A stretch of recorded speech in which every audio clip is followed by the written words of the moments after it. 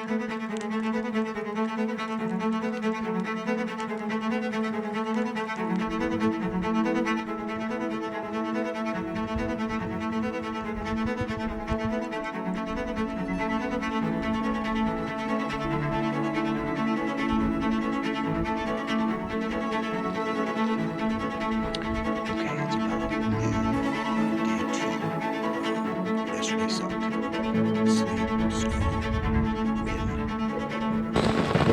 wanted to welcome Beth to the mountain in a special way.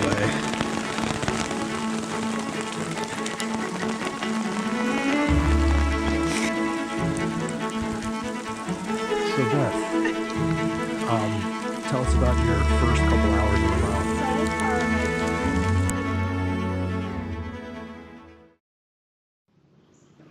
All right, guys. $3. One day, same tree. Oh my God, I'm so Woo! Holy shit! Get a shot of these. 2 farms this year. Number 1 is done. Did you say bye, Kevin? I did. I already did. Bye, Kevin. Bye, Kevin. Bye, Kevin. Bye, Kevin. Smoked it, buddy. Look at that. You destroyed it. Joey takes The shop is closing up. Make sure he takes all his right antlers. All right, guys.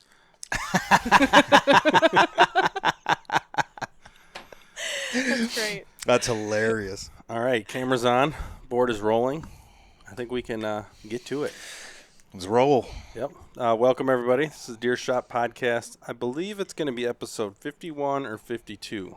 And we are here for the first time with some ladies in the studio. Ladies. Sure. What's up, ladies? Yeah, so we got ladies for the first time. It's about damn time. Hopefully they're not too shy talking today, but we have a couple things we're going to go over today.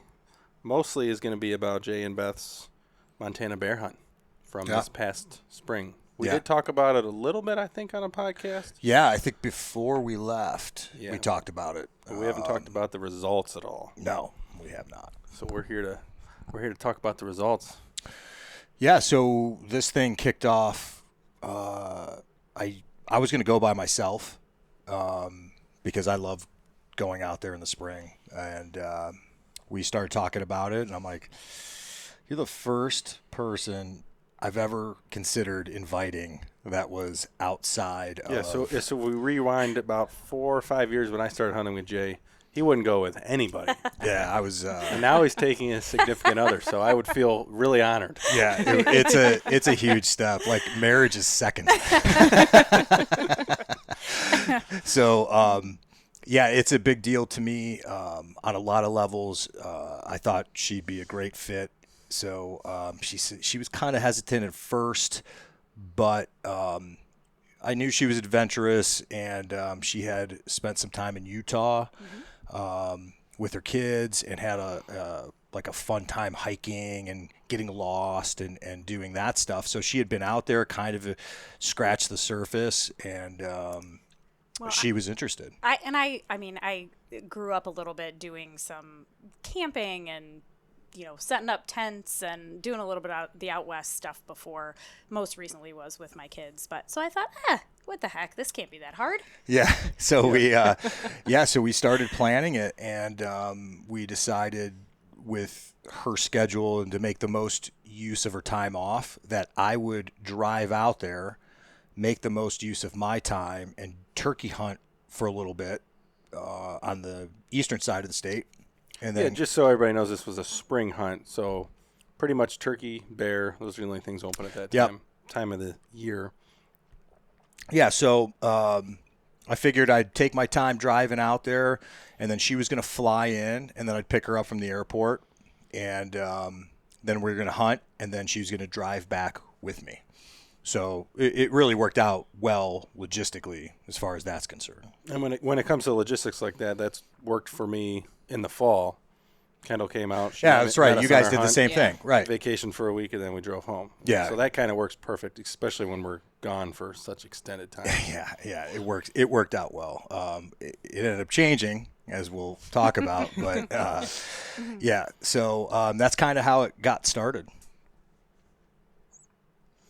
So once you started to plan what you were going to do, Did you kind of have to get her ready? Like, did you have to set some expectations for her? Yeah, so Because you're pretty hardcore when it comes to backcountry hunting, and usually that's not your first escapade into hunting is shooting straight into the mountains. yeah, so I had to dial it back. Like I had to reset my goals, my thoughts, and kind of get in the mindset of this isn't about me, and that took some time. Also, I was looking forward to it, like getting her out there and like, we had talked about like some of the places we have gone are just not, it would be so miserable. You'd turn someone off if that was their first experience, Yeah. But then there's those places where I felt like was just a good challenge, but more than doable. Well, we ended up going to a place that we had never been. But after scouting, we've been e-scouting long enough to know. We hunted in that general area, so we kind of knew what the terrain was like. Right. So I gave her the choice. I said, do you want to go to a place? I have 3 places of mine. 2 of them I've been to. I don't know what to expect with this other place, but it doesn't look terrible. There's something to be said about the mystery of it all. Yeah. And she was like, let's do that. And I'm like, okay. Well, if we can dial it way back, is that I had to prepare. I had to get gear. I didn't have any gear. I mean, I went out, twice with you deer hunting? Yeah, so it's not really a walk in the park. You need new boots, you need a pack, you need sleeping pad. Actually got the boot recommendation from Kendall. They are pretty good. They're fantastic. They're the best boots. They're They're good. Solomon's something, I can't remember. They were the best They're boots the ever. lightest boot, the comfiest, and they keep your feet so dry. No hot spots. Nope. And definitely, I walked through the river in those Yep. and didn't get wet enough. They at seem all, so. they seem to perform very, very well. Yeah. So you're right. Dialing it back to preparation, I told her, I said, look, treadmill, weighted pack, wear the actual pack that you're going to use. And she trained, and it showed because no issues, no cardio issues, nothing. It was full send. It was awesome. Well, I just knew with him I was going to have to prepare because there was going to be no mercy up on the mountain. He's not gonna. So, nah, he's not gonna give you a break. Hurried up, let's go. So yeah, I knew I had to be overly prepared. So I did. I did train pretty hard, and really just increased my weight in my pack over time on the treadmill, and just did what I could do so that I could carry as much as I could. Yeah, I mean, I weighed your pack before we left. You were at 42 pounds. So is that dry? 42 pounds dry? 42 pounds dry. It's pretty good. Yep. It's a pretty heavy pack. Yeah, I mean, we had to, because that I didn't know. The one thing we didn't know was if there was going to be water up there. Yeah. So, How was the water situation? There wasn't. We've crossed this little trickle of water about halfway, a little more than halfway up. So kind of like the moose paddle place we were hunting. Yeah, but on the way back, it was dry.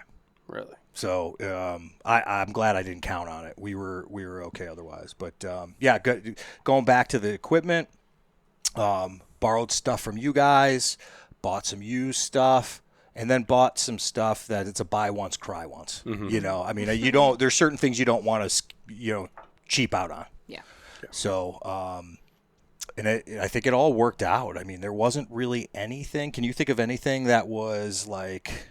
Nothing that was bad. There was just, I think, more that I realized I needed after that first couple nights out there. And we did end up, when we came back into town, I bought a few more things that really made a significant difference. Yeah, because it is a little bit scary. There's not too many times in your life where you get somewhere and you have to stay there and you can't go get anything. Right. Like whatever you carried in, that's all you have. Right. Yep. For the next foreseeable and I wore couple days. every single thing that I had.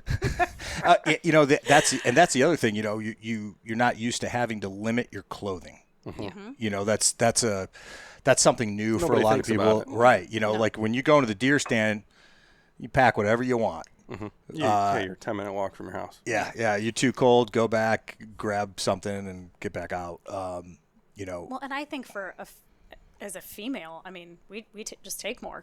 Oh yeah, that's anywhere we go. Sure. And especially out there too, like you could hit every single season in one day. Yes. And from It talking, could be it 80 sounds degrees, then it could be snowing. Facts. Yeah. Yep. so. From talking to you guys, it sounds like that was the case. It was. The only thing it didn't get, I don't think it ever got like warm. No. Like, it was mild at best, but it never got warm. It was miserable. So it was a complete contrast to our hunt the year before. Where Yes. It was just Yes. warm. Kai's barking. You find the dog. Yeah, she's dreaming. It was. I felt though you did a good job of not complaining, doing what you are, making do with what you had. There was no like I wish I didn't have a choice. Yeah, well, but I mean, complaining is a choice. Sure. Yeah. And you didn't. So it was awesome. So there's two things I'm really curious about because I know the way Jay hunts. How was the first day glassing? Was it a bit of a sticker shock trying to sit there for? Yes. Because I'm assuming you guys sat there for many hours glassing the first day. Many hours, and I am not a sitter, so I have learned that about myself. I said, I don't know, maybe I should have brought a book. If we were seeing a lot, it would have been different, but it was few and far between. Yes, a book probably would have been a great idea. Yeah. A book would have been a great idea, but then I would have had to carry it, and it would have. That's more weight. It's more weight. Because I usually, if I'm going by myself, I take a book with me. Or I take audiobooks on my phone, or because you just can't sit out there and go insane. Right. I don't know how Jay can sit out there and. I can't explain it. You it's like just, to be alone with your deep, yeah, dark I do. thoughts. I do. I like to. The rest of us do not enjoy that. Yeah, when me and Caleb were over there, well, we're sitting there for a couple hours. Me and Caleb were getting restless. You just see Jay over there just staring. Yeah.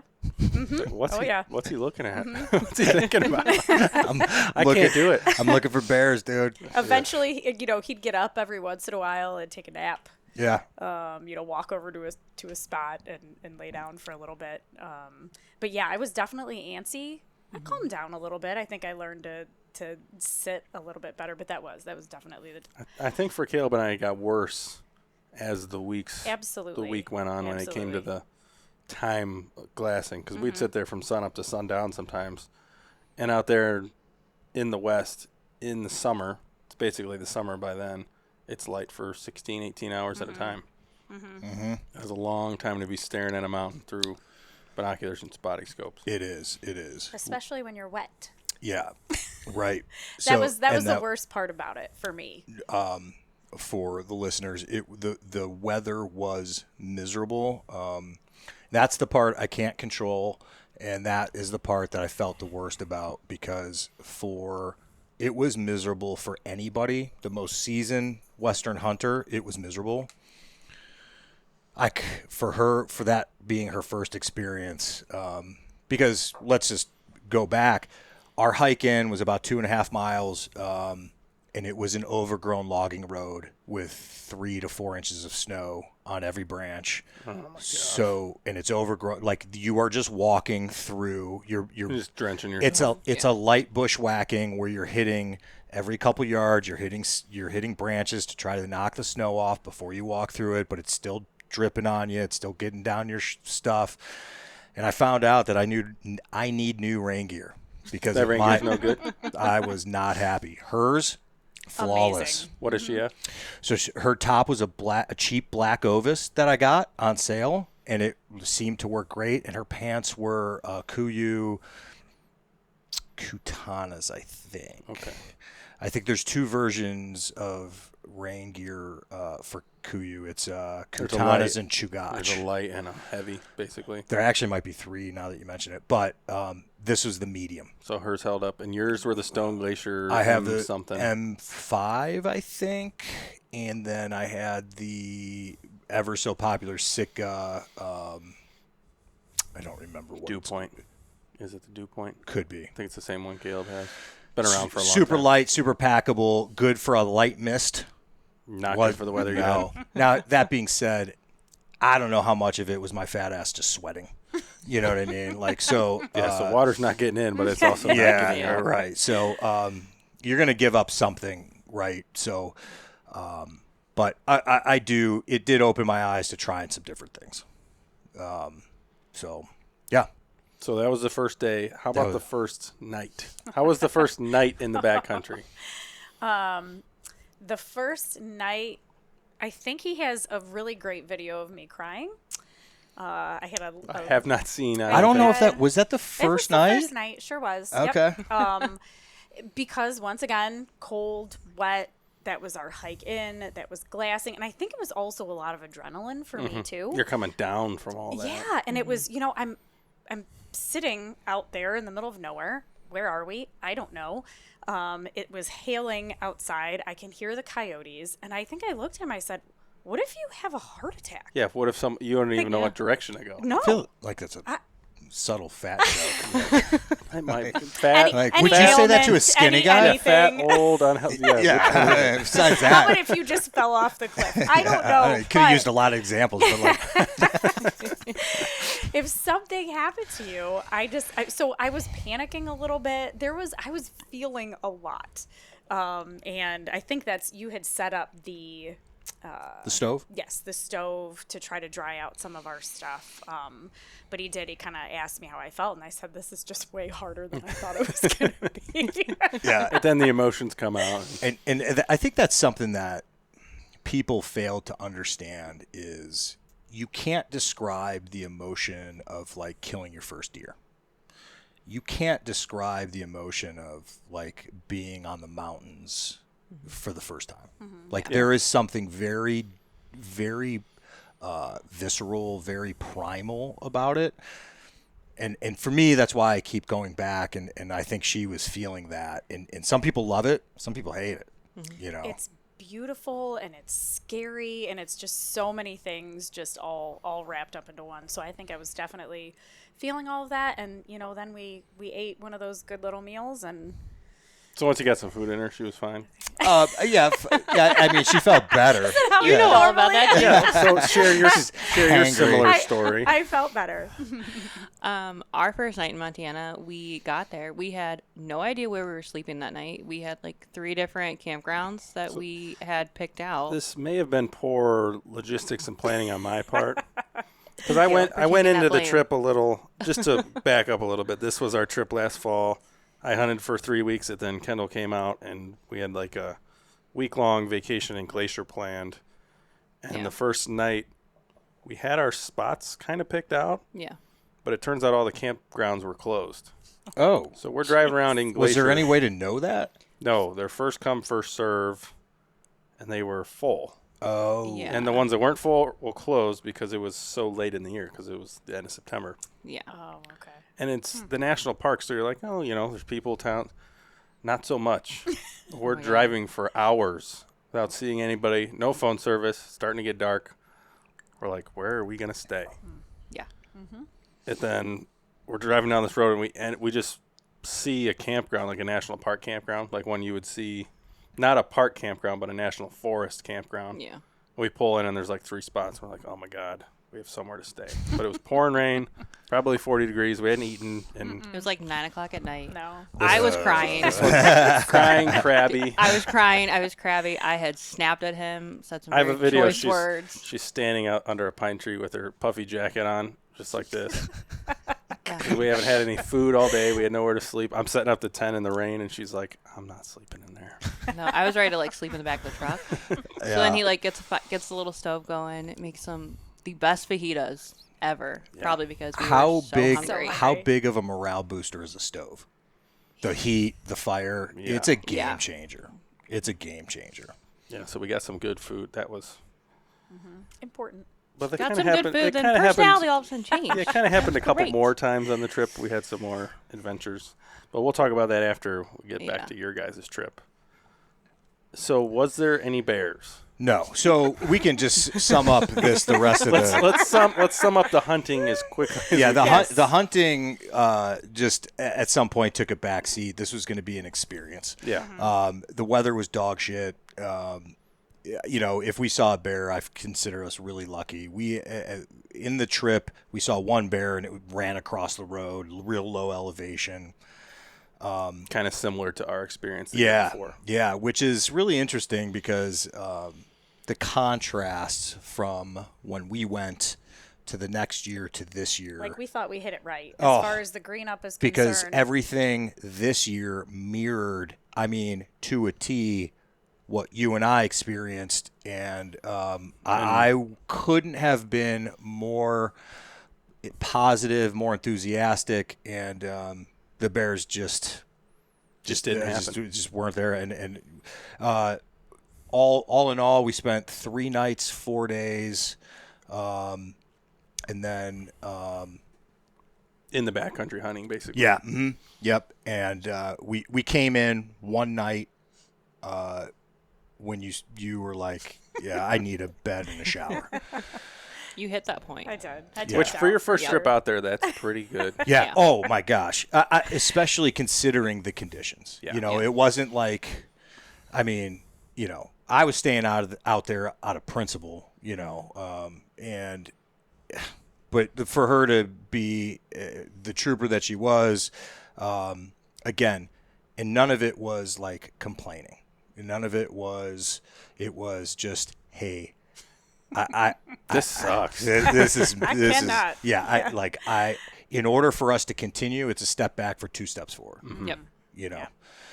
So on night 3, tapped, went to town, had long talk in the hotel, and actually her idea was, what if would you be okay with if it meant we could stay out longer, that I use my points to fly home and not drive home with you, because that would give us more. Extra That would days give us a out. few Yeah. extra days. Yeah, because you wouldn't have to worry about getting her home. Right.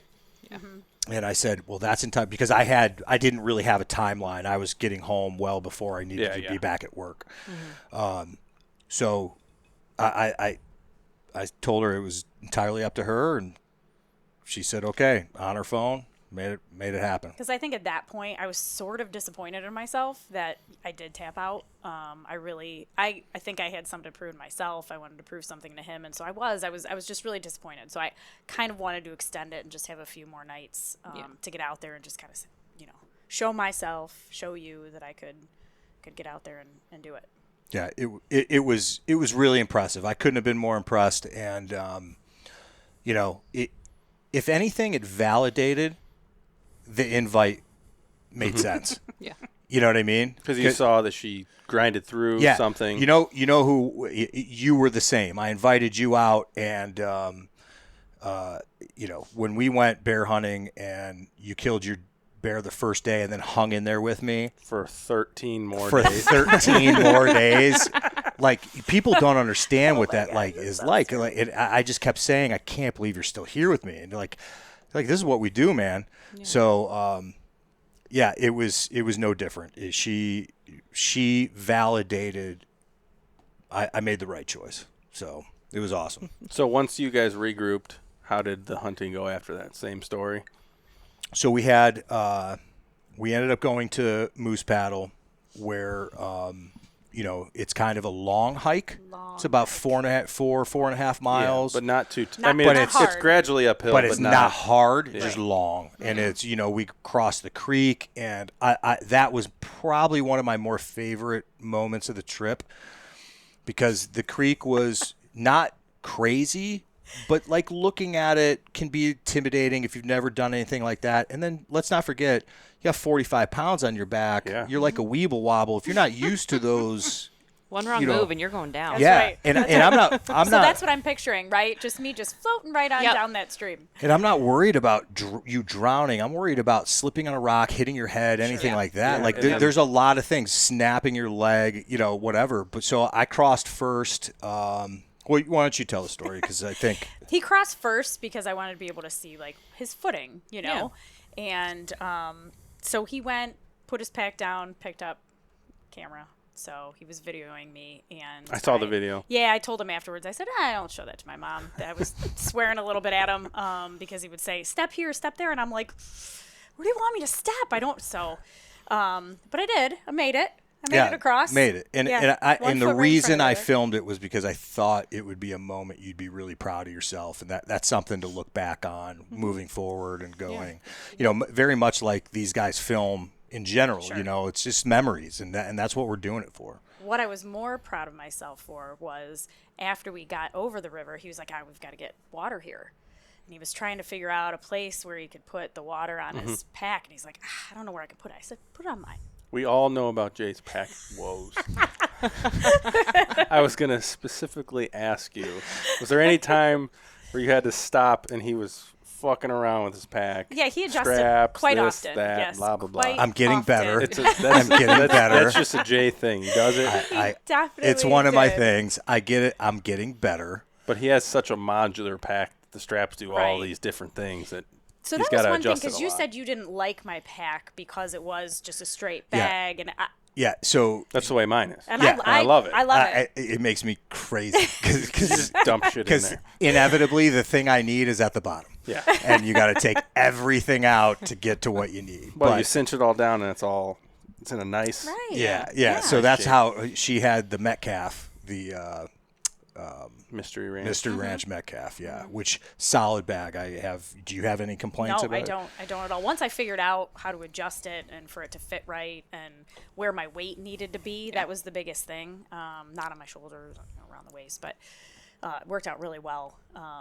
But yeah, so after the river, we got that little bit of water, and I said, that's fine. Strap to my pack. I've got it. He's like, it's going to be at least an extra 10 pounds. Yeah, Are one you of those. sure? One of those big. It was bladders. a 6-liter Yeah. bladder. Yeah, he said, are you sure? so it's You a big sure one. you're up for that? And I was like, yes, I'm absolutely up for it. He's like, oh, okay, we'll see. So he put that thing on, and I put my pack on, and I went, holy shit, I cannot Yeah, the average person believe- doesn't. So they see a 40-pound dumbbell and a 60-pound dumbbell. Yeah. When that's on your back, especially for an extended period of time, it's such a huge Oh difference. my gosh. We were not meant to carry that weight on our Yeah. backs. Yeah, No. so that was a, you know, And it's pretty straight uphill after that. after that to camp, and he just kept turning around saying, we gotta go, you need to hurry it up. So I was not going to admit defeat. One foot in front of the other. I think I was singing songs in my head, while I was doing What was it. the thing you were saying? The Beach Boys, that Aruba, Jamaica. That it's got a nice little clip What- to wasn't it. it just something So like that's Keep what I was doing. Swimming? Oh no, that was from Finding Nemo. Nemo. The Just Keep Yeah. Swimming. Did he let you play music or headphones or anything? No, Well, I don't know if it was a let thing. You just didn't. I just didn't. Also, no. When I'm by myself, I listen to I music. didn't know that I was an don't. option. I didn't know. Especially on long hikes, because if not, it's just Yes. one foot in front of the Oh other yes, yeah. for So- hours so and hours. That was it, and I did. I mean, I made it, and I think I dropped the pack, and we both started laughing because he was like, "I can't believe you just did that without, And I said, "Well, because I wasn't." Gonna You guys camp let in that you same win. spot. Yeah, same Make a spot. fire ring. That Same spot is fire ring still there. Fire ring was that still there. Spot's awesome. It's a great spot. It's Thank a great goodness spot. it was flat because the other place that we were definitely sleeping sideways. So Yeah. this was a nice. That's another thing change. people don't realize. If you're off just a couple degrees sleeping, Yeah. it's You're impossible. rolling into No. each other, and Yeah. yeah. Yep, 100%. So, so that night we got there mid-morning. I'm in kill mode. I'm like, we're not setting camp. We're dropping our shit. We'll set camp in the dark. Let's go to glass. We got to start glassing. So we got out there, glassed all day. There wasn't shit, and came back. And weather was spotty again. It was probably 70% of the time it was raining or foggy or whatever. And came back, and I don't know if you guys can splice in some videos that I'll send you or whatever, just kind of go along with what we're talking about. We got back to camp, set camp, and we were pretty smoked. Got up the next morning. I grab my InReach, and it is dead. Oh boy, I remember you texting me and saying, "Would you stay out without your InReach?" So I think this was after we got back to town. Or would you go back out? I guess. What happened was we woke up, and that's part of my safety stuff. We were going to move anyway. We Yeah. were going to move spots. Yes, we were. We were getting up to pack out anyways, but part of my stuff is I check my InReach and it was fully charged the night before, and it was dead. Now, before people start freaking out, the history of the inReach, it used to be there was this mapping company called Delorme, or Delorme, I don't know how you pronounce it. They had the inReach. Yeah, Garmin bought the inReach from them. Correct. So probably 5 years. 10 my years version is a Delorme, so I've had it for 10 years. So it finally just shit the bed. And I guess it just finally shit the bed, and I'm talking dead. It wouldn't do anything plugged in. It was, you might as well have taken a hammer to it. I told her, look, we're packing out. We will discuss it in the truck, but think about where we're at with all this on the way. So we got to the truck, and we had a decision.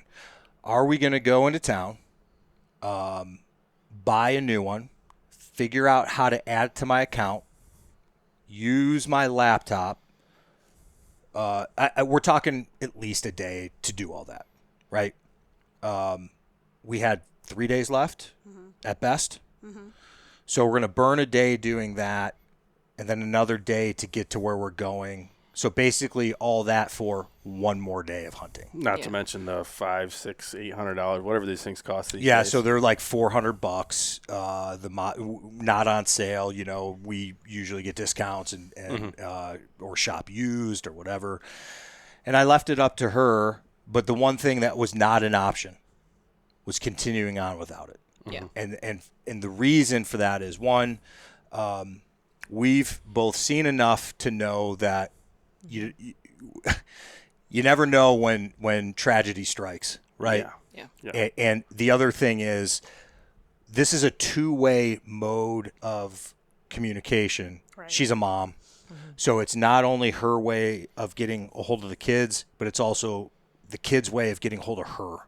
And had there been so now you're doubling the possibility of emergencies and no contact. Yeah, and and what kind of asshole would I be, and what I do for a living to go, we're good, because if I would have taken that run on someone who made that decision, I'd be like, you're a fucking asshole. You're an idiot for doing that. And I'm not going to do that. Yeah, any kind of tragedy, accident, anything that happens out there with the inReach is still a big problem. So you fall and break your leg and you have the inReach, it's going to be an issue. Yeah. Without it, it could be a death sentence. Correct. Very easily. Yep. So that, the options were go into town, get a new one, go through all that, figure it out, and get back out for a day, or we're going to call it and spend some time in town. So you get to do some cool stuff in town then? We did. It was great. Yeah. We had a great time. And we got to hang out with some locals who also said that no one else had gotten any bear, seen any bear. Yep. Everybody that we've talked to that's reached out about that area says there's no bears. Right. It's just so wild. It is wild. So so my question for you is, what was, if you could sum up your experience emotionally and then follow it up with, what would you do different, and then would you do it again? So it's kind of a loaded 3-part question. So I think emotionally, I kind of talked about this, that the emotions run the gamut. It was being nervous, being scared, the adrenaline, being out there in just beautiful country. It was just so amazing. So there were a ton of emotions. Being far away from everything, didn't have your phone, weren't checking social media. So much about that was so peaceful. Yeah. While at the same time, scary as hell. Because I think I couldn't understand, I couldn't imagine what, like I said before, if something had happened to you, but I didn't even understand if, what would happen if you had gotten a bear. We're leaving, I think we had talked about this this weekend, is that you've got to pack out the bear in your pack, so we're going to leave some stuff there, hike out, hike back in, and when you're 4.5 miles into what does that look like? So there was a lot of fear, there was a lot of nervousness. I think definitely being with somebody that has done it, a decent amount of times, and just a lot of your skills. I think I felt really confident in that, so that was helpful. But yes, emotions, running the gamut. What was the other questions? The would you do it again, and what would you? I think it was what would you do differently? I think what I would do differently is, now I feel like I have the stuff. So no matter what, I'm going to feel comfortable. I'm going to understand what it's like. I don't think anything could ever be worse than the weather that we experienced. It really was terrible. Yeah. So I think that, I think for me, I would just really want to just get out there and say it to myself. I've got a goal of just staying out the entire time. So that would be something that I would change, but I think I've definitely got the stuff to make that happen now. Would I do it again? Yes, absolutely. Yeah. Now, Jay, from your perspective, obviously, be nice. But how was the trip that she was there? How was it different from your normal trip? Would you say it was better, worse? Man, Different. It's different. There's no better or worse. There's no better or worse. It was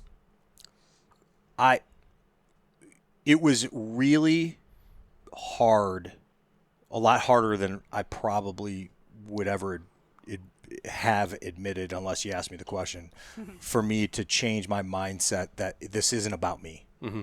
Because I've hunted alone out there for so long. We're even bringing you along. I'm like, this is still about me. Like, you do whatever you got to do, dude. You figure it out. Like, I'll rein you in if you're doing something stupid. That's the mentality you can have when I come with you. Right. Not when your significant other comes exactly. with you. So it's like I kept trying to put myself in the in the different role of almost like a guide. Mm-hmm. Where I want her to have a good experience. And also the selfish part of me was to make it enjoyable enough, but also walk that fine line. Because I know her personality well. If it would have been easy, she'd have been like, that was lame. Yeah, what are you training for this all the time? Yeah, right. Yeah. So I wanted to walk that fine line. You have to suffer a little bit to want to do it again. Because I don't care what anybody says. That's super healthy. That makes people want, if you hit the easy button, what motivation do you have? Yeah, what's the point? Sure. Yeah. So that was something very new for me, and that was the challenge.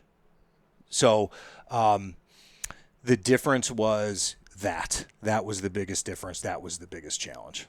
So we had a similar thing when we were on our trip.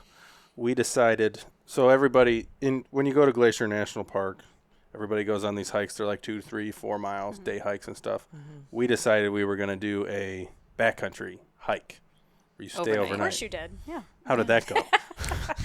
We turned around and found a lovely Airbnb. We stayed in for the next 5 days. Perfect. Yeah. So this hike, we stopped at the ranger station because you have to get a permit to do these hikes and blah, blah, blah. And we had pre-booked this one hike. It was like 11 miles. Mm-hmm. With 6,000 feet of elevation gain. Probably should have read into it a little bit more, but we stopped at the ranger station, and she's like, yeah, we've had people turning around on horses on that hike. Oof.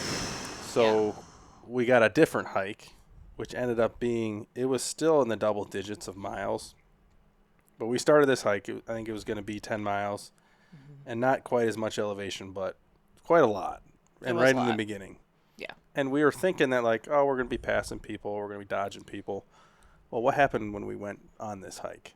We had just gone through a very recent burn. So everything was gone. In the beginning of the hike, there was no vegetation, no nothing. All you saw were just very fresh animal tracks. And scorched earth. It was freaky because it was on the opposite side of the park to where the main stuff is. Yeah. And it was a dead zone. Nobody there. Mm-hmm. We walked through an abandoned campground, or it was almost like a Boy Scout camp. It looked like something out of a scary movie, like The Shack or something. I'm pretty sure Friday the 13th was filmed there. Yeah, but no people, boarded up windows, half a board hanging off, abandoned bunk beds in there. Okay. And we're sitting there with our little map. We're like, I guess we're going the right. We're supposed to be in a national park, the most popular national park in the country, and there's nobody. We didn't see a single soul. Buildings are falling down. We climb up probably 1,000 foot in elevation. We're 5 miles back, and the freaking wind is blowing. Like, it's like knocking me over. 50 And I've got a miles an big hour. pack on, and it is knocking me around. Yeah, it's coming down the ridge, and we're like, well, we're supposed to camp up over that ridge and around the next one, next to like this glacier lake, and there was just no way we were getting there. And with it being a recent burn, too, there's no trees, so there's no shelter. There's shade. nothing Yeah, protecting you if yeah. something comes in. Was this the first day? Second day, maybe? This was the second day. This was the second So day. this was the day after my So- crabbiness how because far- we couldn't find a place to sleep. Sorry if you said it and I missed it, but like how far from the start did you realize that you're like, oh, We this were is like not- 5 miles in. Yeah. And most of the elevation. That's like worst case scenario because you're We were almost pretty much there. like, we were over halfway. Yeah, so our trip where I shot my bear, that's how I would explain the terrain. Kind of side hilling up that. Oh yeah, yeah, And like our camp spot was at the top of the mountain. Like the top. yeah. Okay. Yeah. And then, so we come down, and we're like, all right, now we got to find a place to stay. Same old song and dance. As we're driving by the big mountain that we were supposed to go up, there's a couple cars stopped on the trail, and they're looking up, and there is a grizzly bear the size, Oh, bigger than that couch. Probably a mile from where we would actually be staying. So I got out and took a bunch of Wow. pictures through my spotting scope, like. And at that point, we're like, yeah, maybe it's a good thing we didn't camp out Made the there. right Well, decision. on our way back out, we're going through this like abandoned campground, which how we missed this in the first place because we walked right over it was very fresh. Yeah, bear shit. Yes. And then a pair of binoculars sitting there, like So to add That to like somebody- the that creepy somebody dropped movie, at just some like point. abandoned gear. That the bear just shit out Right. after Yeah. eating. and they were like covered, Whoever they were like was covered in glassing. dirt and Oh shit. my gosh. So that was our backcountry experience in Glacier, which I don't know. I'm not a big fan of the national parks just because of the people. You weren't either. But then where we were, the lack of people made it even scarier, I think, because it's so remote. Yeah. And the Yeah. fact that there was no people there, and where we were hiking, like there's no road for 40 miles. Not like where we're hunting here. We're like, if you go up over the next mountain, you might get to a road eventually. Yeah. So that part was freaky, and the amount of bears, like they're known for grizzly bears. I mean, there were quite a few like trails and camp spots near where we were hiking that were closed because of very recent multiple bear activity Yeah, in there. they would close the campgrounds if bears had come in there. And they closed them for a good like 3-4 days. Wow. So, question for both of you: would you guys actually do the hunting? Oh yeah. Yeah. So we did on the way home. We stopped and we deer hunted for a day on the way home from our vacation. Okay. So I stopped where me and Dylan were hunting earlier in the year. We camped back there, and I went hunting for the morning. And that night we were staying in the tent, and a crazy storm blew in there. I slept like a baby. Yeah. He did not sleep at all. I was actually kind of scared because of the where we were camping, the wind Yeah. and the lightning, and I'm like, we might die up here, but she's sleeping, so I'll just let her sleep. So that was a little freaky. But no, I ran into the same thing like you, Beth. I don't sit there well for long periods of time. I'm a talker. She's a talker. And every time I just every question I need to ask needed to be asked in that Right then. moment. And he's like, would you just shut up? And then he's like, look over there. Go And keep yourself busy. we did glass up a deer. It ended up just being a spike, but we Yeah. didn't see any big bucks. That's when we were cool. hunting. So that was cool. I guess what I mean by like doing the hunting is, would you have it in you to like hypothetically the four of us go bear hunting, pull the trigger on a bear? I definitely would. Yeah, that would be up to you because I'm down for it. Yeah, I definitely would. I think that would be fun. Oh yeah. So you think you yeah. could? Yeah. Yeah, Okay. Definitely. I think that'd be Yeah. a great time. The only thing that worries me about that is we don't have a bear hunting spot anymore. I would feel real worried going into a new spot, I think. So I guess I'm the opposite. I feel like I try to. I feel real confident in our skills. Of finding a spot. Yeah, because also I was kind of. This was a third year going to that area, and I'm like, it was excuse me, the first spot we went to that never been, I was ready to stay. You were jacked up on You're it. so confident about it. I was super confident about it. I'm like, there's that point of diminishing returns. How much time are you going to put in? If you're not seeing them, they're just not there, no matter what you think the spot should produce. But that being said, like, if the four of us hypothetically were to go somewhere new, I feel real good about our Finding a skills to find a spot that would check the boxes. And, I think we still, I don't deny our system. I think we have a good system. It worked out that first year, spot after spot after spot, that if we could just start expanding and looking at different spots, different areas, different states. And this would be a completely different conversation if our last 2 years didn't go as bad as they did. Right. When it Sure. came to the game Yep. itself. Well, Yep. you had said at some point during ours that you wish you would have found newer spots. We would Yeah. have gone somewhere else. Yeah. Yeah. There's nothing worse than trying to find a new spot while you're there. Yeah. It's just because you're going to have to, more likely than not, if it's not attached to where you are, Yeah, you need You're a gonna hotel come room, you need a in, computer, you need computer, blah, blah, blah, yep. Wi-Fi. yeah. So, Which no, that's is- it. I like to hear that because I would like to put that on like the to-do list of, bringing the ladies out on like a group hunt or something. That would be I think it would be a cool experience. That would be a It'd be very really cool cool. experience. I think a deer hunt would probably be better, in my opinion, a rifle hunt, because the chance of seeing more deer, True. seeing more animals. Keep At us- least that's keep my us experience entertained. with a later season rifle hunt for deer. Yeah, that makes sense. Because I've experienced that hunt where I was seeing deer every day. Yeah. What would make it enjoyable, or like what would put it over the top for you if it's not already?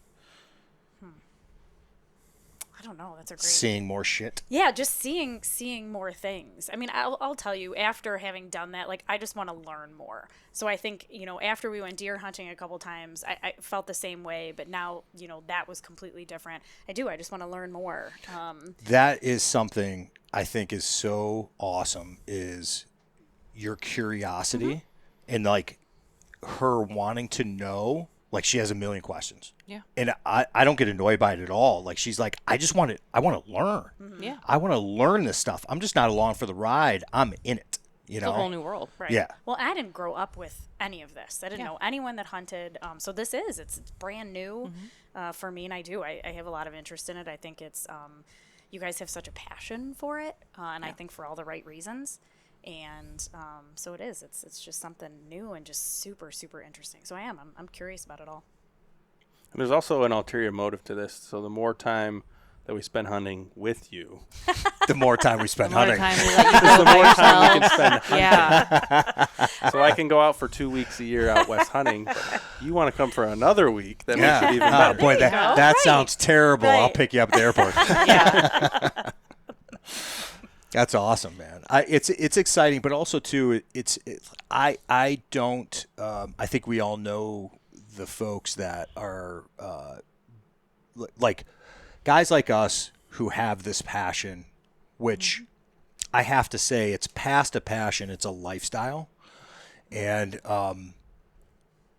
get involved with somebody who is either against it or doesn't understand it, or like worse, just doesn't care.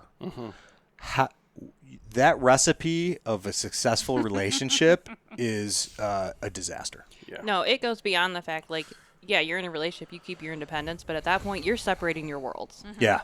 You've got your thing that you're doing, the other one's got their thing that they're doing, and there's no meeting in the middle, Yeah. which is hard. Whether you're a hunter and you do it all the time or not, like, the fact that you can go along there with him and just appreciate what he's doing is huge, and it just makes that bond, like, stronger. Yeah, I wanted to get your guys' viewpoint on this too, because me and Jay know when we leave in the fall or spring or whatever it is, we're leaving for 2-3 weeks at a time. That's our world. That's what we're going to. And we leave home and it pretty much stops for us, but obviously home keeps going. Yeah. So you guys have to keep the home front alive while we're gone doing our thing, and I'm sure that could be very difficult. Yeah. Here, give me a little topper of that. That's good. So if we can bring you guys along for a week or for half of it, or even at some point in the future for the whole thing, I think that can help both parties. But there's just something to be said, and even on your guys' end, whatever you're like next level passionate about, could you put yourself in a position where your significant other just didn't give a shit? Like that's a real bummer, man. Yeah. It is. Yeah, I just don't wrap my head around it, and I made the prediction. I'm making the prediction that this will be the most listened to podcast that you guys have, because there's going to be a bunch of dudes, dozens of them, that listen to this podcast and go, I want you to listen to this to their girlfriend or their wife, and go, this like we're trying to verbalize something that's so important for a successful relationship or for a happy one, and it's just meeting in that middle and just showing interest in someone's passion, and sharing it. And I think on the opposite end of that is that for me, it's you wanting to share that with me. So not just you disappearing for 2 weeks to a month, is the fact that you wanted to bring me into that world and show it to me. That's the opposite side of it, which is it's pretty great. Well, that's a great point, because how many guys do we know that go, I want to go hunting and get the fuck away? Right. Yep. Yeah. Yep. That's not what I want. I don't. And that's not why we're going on. No. Right. No. Right. We're not going to get It's away. not an Right. excuse. No. Right. It's I enjoy being away, and then I hope that we can at some point cross. Yeah. Mix that together. The only reason I'm going away is because I can't do that here. Right. Right. I'm not escaping here. Right. And I do think it's fun. Like, go out for a couple weeks and we'll meet you on the back end, and then we'll go do something fun and whatever, we'll go out hunting for a couple nights or whatever, and then do something fun in a new small little town out west, right? Yeah. And so when we went on our trip, so I hunted for a couple weeks and then she came out for a week and a half. I kind of let her have the reins on what we were going to do, because it wouldn't be fair for me to just say, all right, you're coming out, we're going hunting. We're going to do what I want to do the whole time. Right. So I kind of gave her the reins to do the national park thing, because the national park thing is new to me with the people and it's a little bit different. And then we got Airbnbs and we went to town, breweries, and that. So that was the stuff We that made she the wanted most to do. of it. So we had fun out there. I think ours was very similar. I gave you the choice of what we wanted to do. Do you want to go spend the time doing, because that was the non-negotiable part, was the in reach. But other than that, we ended up doing the same thing, going into town, breweries, You just pubs, explore. It's fun. and explore, and it was a lot of fun. Did I still drag her into a day in the backcountry on the way home? Yes. It was like 2 days, and Because there was a deer that I wanted to see was still there. They got away from me earlier. the whole time we're Attaboy. going to where we're at, I think he pulled over on the side of the road 6 times to go chase an antelope over the I did hill. forget about the antelope hunting too. Yeah. But the Guard cool the thing truck. was, I'll be back in 2 hours. and I'm sitting there like doing crossword puzzles in the front seat, like hoping that's nobody fantastic. stops, and they're like some stranger out there's like, "Ma'am, are you okay?" Like that's the last thing I need. My idiot boyfriend's just scaring antelope Yeah. away. I'm like, go find the guy running through the field. But the coolest thing was, though, too, like, yes, he did let me have free reign and decide what I want to do with this trip. And every so often, he didn't push it at all. He was like, would you want to go hunt for a couple days? I would really love to take you out there. I was planting seeds. Yeah. And not to mention the And area we the- went with the suns. It was the most beautiful place I'll ever see. It was the absolute most beautiful sunset ever. But the fact that he was so adamant on wanting to include me in that meant a lot. And I was like, you know what? Yeah, like I want to go see what you're all about. And it was. It's an incredible experience. And so, like, when you guys, the most important piece of equipment that ended up coming out of that trip, because that was, have you gone on a trip since the one we're talking about? Like, that was the one, right? That was the backcountry trip? Yeah. Yeah. Right. Yeah, we haven't gone out yet. If look at the left hand there, that ended up being Isaac's most expensive hunting equipment he's ever bought.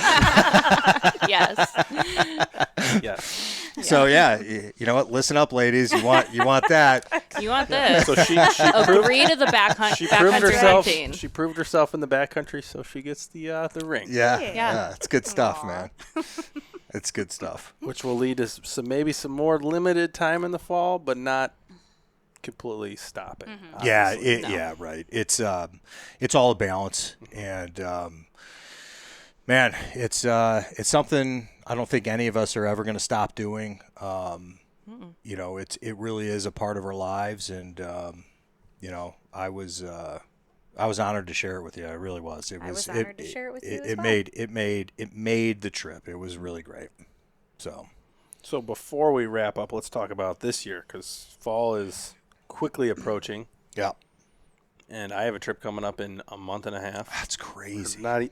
It came so fast. 5 weeks. Oh I'll be my leaving in gosh. 5 weeks. It came so fast. So talk about yours first. Yeah, I'm going to a early season state. I guess people will probably find out, but I don't want to openly say where I'm That's going. fine. Going to early season Let them state. figure it out. Early season state mystery. to hunt high country mule deer for about 2 weeks. Awesome. You and Dylan. Yeah, me and Dylan. Are you guys driving together or separate? Yeah, we're driving together. So for the first time, we're going together because we did have a plan to do the same thing we did last year with Kendall coming out and meeting me, but she got a new job, vacation time, blah, blah, blah. Yeah. So I'm going with just Dylan on that one. Okay. So 2 weeks including travel time? It's 2 weeks and 2 days, so 16 days, I think. Okay, nice. We're leaving on like a Wednesday That or number Thursday. keeps growing. Yeah, so it was 14. We're leaving on a Wednesday and coming back a Sunday, so whatever that. I think it's 16 days. So is this an area you're familiar with or Yes. new area or? It's an area we're familiar with, but we're having a whole new strategy for it. Okay, cool. Right So on. it should be a cool hunt. Nice. And you are going to. Yeah. Yours has been a little bit of. I'm on the struggle bus with tags this year. I drew a general deer tag in a western state, and it's it's wild. It took me a lot of points to draw this general tag. So I was going to ask about this, and I don't think I ever asked, so I'll ask on the air. Are you disappointed that you wasted all those points for this short hunt? Or is that kind of how it works in that state? That's how it works. So this was a limited entry hunt, not a general hunt? Or No, it's a general tag. General tag. It's a general tag that is a very short season. So you could have got a archery tag or something that has like a month-long season. Yeah, but I think it would only be early season. Okay. Which I'm not interested in because I hate the heat. Yeah. I have zero interest in hunting in the heat like you. Like you guys graciously invited me on this hunt, and I hard pass. I absolutely hate the heat as I sit here in 80-degree weather, sweating. It is so hot in here. Just so the audience knows. Yeah. So, but no, so it's a struggle for me to make that drive for a short amount of time. So I'm going to make it up in scouting. Now, that being said, I've got some Hail Marys as, you know, the summer goes on that I might be able to pull off. Very unlikely. I might be able to pull off a cow tag in another state. In another state on my way home because of a good buddy of mine who reached out to me. If I can do that, oh man, I'd be thrilled. But so just for curiosity's sake, because I know you're really good at the planning and the logistics stuff, did this happen this year because of bad luck, because of point creep and not drawing the tags you wanted, or just you didn't apply for? Most of it, because this is the first time since I've started that you haven't had a good solid couple week stretch where you could go out there. Most of it is calculated because I see what's coming.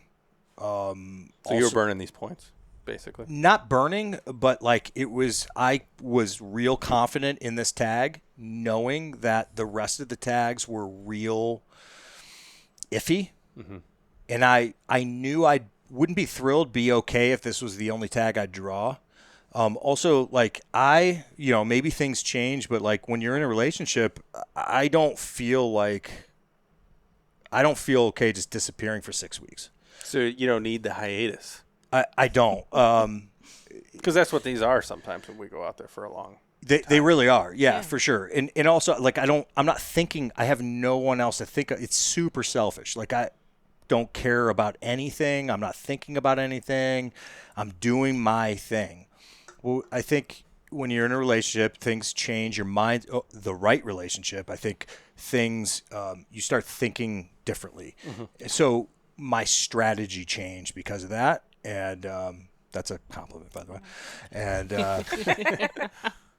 but yeah, so yeah, the thought of like disappearing for there's a ton of tags I know I could have drawn. I would have burned points, but you know, I'm gonna wait. I'll hold out for something awesome, and we'll see what happens. But at the end of the day, it's about getting out there, and there's never going to be a time where I'm not getting out there. And you're still going to have a solid week when it comes to scouting and hunting. Yep. And Yeah. blah, So blah, I blah. think if everything else fails, I'll have a handful of days to hunt with a handful of days to scout before.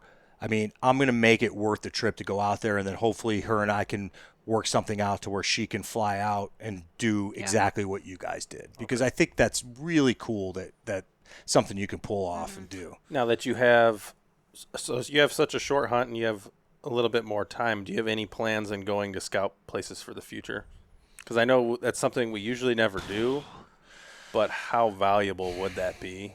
And we usually don't think about it till after the fact. Because how much time on these hunts do we waste Xing spots off that we could have already known about? Yeah.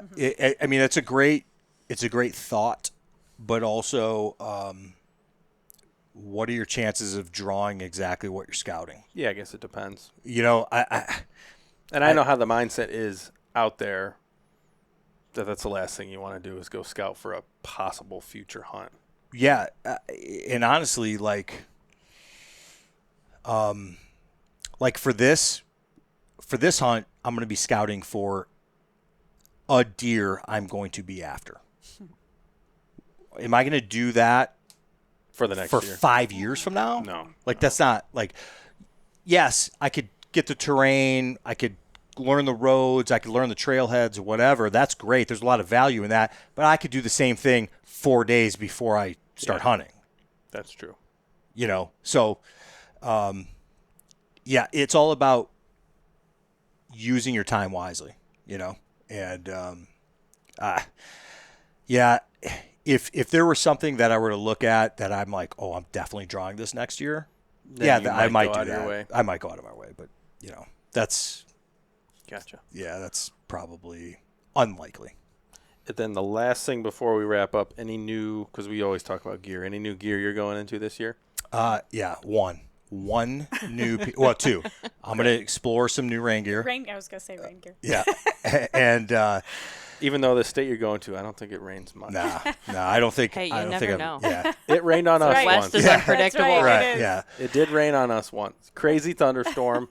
There hadn't been a thunderstorm in August in this particular state in 6 years, but it happened while we were up on top of the mountain. Of course. Well, of course. you know, if you bring the rain gear, it's not going to rain. If you don't, it definitely will. Yeah. So, I have really started looking at. So, like, you know, I've been married to my my sawtooth. Yeah. The Kafaro sawtooth, and yeah, I have mixed emotions on that tent. I'll never sleep in it again. I promise you that. how dare you? Is it because of the tent or because of me? It is because trying to sleep with another dude on the mountain is terrible. Oh, okay. All right. I'm a my own tent type of guy. Yeah. All right. Well, whatever. But anyways, yes, tent. Yeah. So, no, I have no problem sharing the tent with somebody, especially if it's splitting. If that's your sleep system and you're saving weight and splitting that up, and that's, you know, that's kind of my idea. That's why it's as big as it is. But I like it solo because, man, I love being able to bring all my gear in. And like, could you imagine being in that thing by yourself? And having all your gear spread out and like, because, you know, that's what we used for us. And, especially when it's shitty weather. yeah.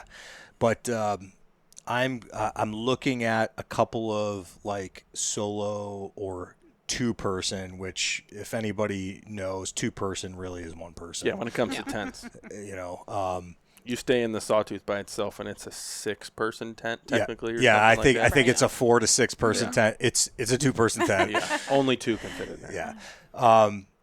I'm going to look at the one you have. You and Dylan have the same one, right? No, Dylan has a new tent that he's trying for the first time this year. The one we elk hunted together with. Yes. You guys had the same one, right? Yes. So I'm going to look at that one. Which is a Nemo tracker. I think they have a few new versions since I've gotten mine. And then I've been reading a lot and researching Argali's version of that, which is a lot lighter. Yeah. So because mine is a little bit heavy, but I love my tent. It's like a nice little cocoon. No complaints about it. Yep. So I vision myself, this terrain might be a little rough to set up the Sawtooth on. So like I could see rocky sagebrush type. Yeah. And I could dig out a footprint with such a much smaller a much smaller footprint. Like the Sawtooth has such a big footprint. No matter, you're not digging out that footprint. No, it's as big as this room almost. When it comes to setting up all the stakes and all that. Oh, it's big. It's big. But you're not going to dig into a hillside with that. So and the deals we get on both of those would be hard to pass up. And I'm leaning towards the Argali just because of the weight. But I'm not sold on either of them yet. So that would be it as far as new equipment. That when it comes to my new equipment, I've got nothing. Yeah. I'm rolling with the same system that I've been using for 2 years. It's worked great. Try not to spend a whole bunch of money. And so I think we're both like getting to that point where money it does become a thing. The first couple years you get so into that gear and you got to try this and try that and try. You're spending thousands. Easy thousands of trying shit out. Yeah. And I feel like I've got to a point where I don't need anything new. Maybe a few new pairs of socks and a couple of shirts. The other ones are worn out. Yeah, and then also there's that, like, sometimes deals come up that you can't pass up. You may not need it, but you can't pass it up because, you're never going to know. I mean, you can't have too much underwear. I mean, you can't have too many pairs of wool socks. Yeah, that's one thing. I need some more merino wool underwear. Yeah. Right. Yeah, well, I rest my case. Well, it was good having a different perspective in here. Does anybody else have anything else to share that you want to get out on the public air? I think the ladies have to have the final word because we've talked over them for most of the podcast, which is obnoxious. But there is an important thing. What are you doing while I'm gone hunting this year? I am wedding dress shopping. I felt like that was a stage question. That got me the free pass. It just happened to be at like the right time. Yeah. Yes, that's perfect. That's awesome. Exciting. Yeah. That's awesome. That's great.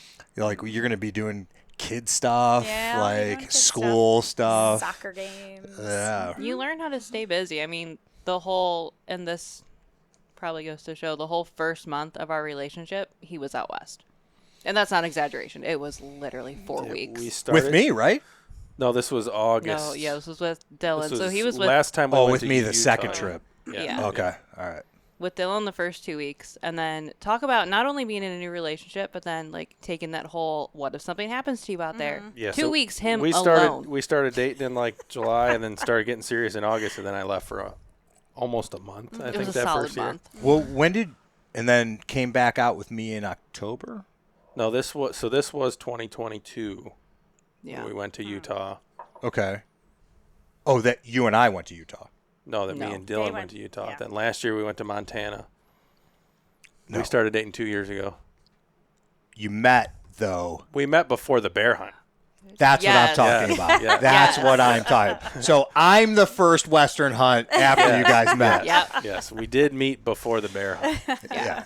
So we've been through quite a few Western hunts together. Because we had quite a conversation at the bar we talked about you a bunch. Yeah. The slow burn quote was, I'm like, the slow play. Because all he's sitting there is talking about how awesome you are, and I go, so what's the holdup, dude? He goes, Thank you. I'm more of a slow burn guy. And I'm pretty sure I laid it out there right away. And I remember, like, the first time I met Jay, I told him this. I was like, listen, I laid it out there. I was like, this is what I'm looking for. This is my next phase in life. And Jay's like, good for you. And it got him to, like, get off his ass and finally, like, do something about it. You're welcome. So you can thank Jay for all of it. I can. Happy to officiate your wedding. Thank you. Perfect. Yes. Awesome stuff, guys. Thanks for having us. Yep, perfect. Thank you. It was a lot of fun. This is the Deer Shop Podcast, and we are out.